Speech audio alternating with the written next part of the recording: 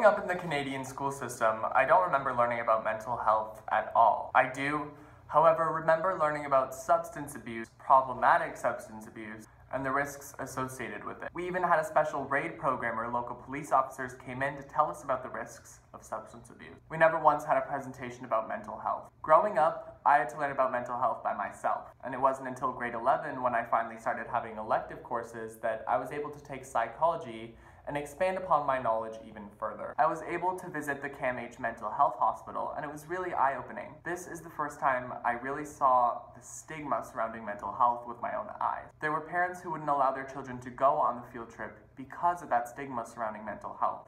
They either didn't believe in it or they were scared for their children. This shocked me. Flash forward to now. It's grade 12, second semester, and I have to do a social awareness campaign about something that I believe in. So I start researching mental health in the Ontario curriculum, and what I found really surprised me. I decided that I needed to do something. I found the contact information for the Minister of Education in Ontario. I started writing. Hello, Indira Naidu Harris. I'm Kyle Leonard, a grade 12 student at Mayfield Secondary School in the Peel District School Board. I am currently taking Social Justice and Equity, and as part of the course, we are to do a social action awareness project where we bring awareness to a social justice issue in which we are passionate. I wanted to contact you to talk about how mental health is incorporated into the elementary curriculum. I am a strong supporter of mental health initiatives, and when reading over the Ontario elementary curriculum a few weeks ago, I had some concerns. I will be referencing it in this letter, and I am referring to the Ontario curriculum of grades 1 to 8, Health and Physical Education, 2015 revised, retrieved from the link provided.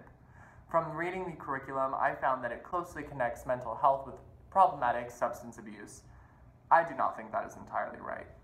I also found that mental health is not even mentioned in the curriculum until grade 7.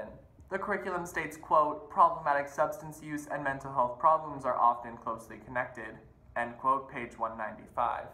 The document prompts teachers to ask students, quote, what are some mental health problems that are sometimes connected with problematic substance use? End quote. With, quote, depression, eating disorders, anxiety disorders, bipolar disorders, and schizophrenia are sometimes associated with problematic substance abuse, end quote, being the accepted answer. I would like to respectfully call attention to the fact that across Canada, 1 in 5 children under the age of 18 will experience at least one mental health illness or mental health illness influence, the Canadian Psychiatric Association 2012. Of these affected youth, as few as 17% offered Boyle, Fleming, Blum and Grant, 1989, to 40%, Kutcher, Hampton and Wilson, 2010, will access some form of mental health care services or support. Teachers can sometimes be that form of support, and especially at the elementary level, teachers play an influential role in the learning and development of children and youth through their ability to observe students over an extended period of time and through the relationship building that occurs on a daily basis in the classroom. This becomes particularly important when considering issues of mental health and the trust that it takes for a student in need to reach out for that help, as noted by Western University professor Dr. Alan Leshfield from the Faculty of Education.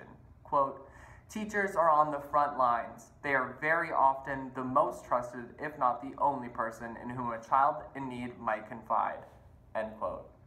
I think that mental health should be introduced into the elementary curriculum in earlier elementary grades, and that the linkage between mental health and substance abuse should be minimal. Teaching about mental health and how one can go about receiving help to cope with it is critical, as it will allow students to begin to identify parts of their identity they may not have known about, realize that they are perfectly normal, and also allow them to alter their learning styles to adjust in the best way. I would like to hear your thoughts on the matter and the justification behind the mental health and problematic substance abuse associations in the curriculum. I would also like to know what I can do to go about having this looked at. I can be reached here by email.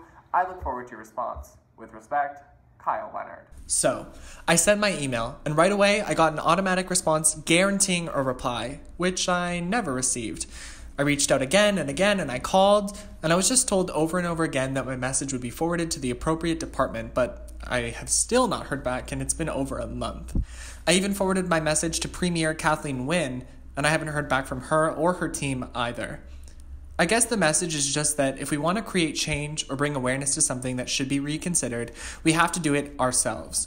My goal is that this video reaches people and encourages them to ask questions and call attention to the things that they are passionate about.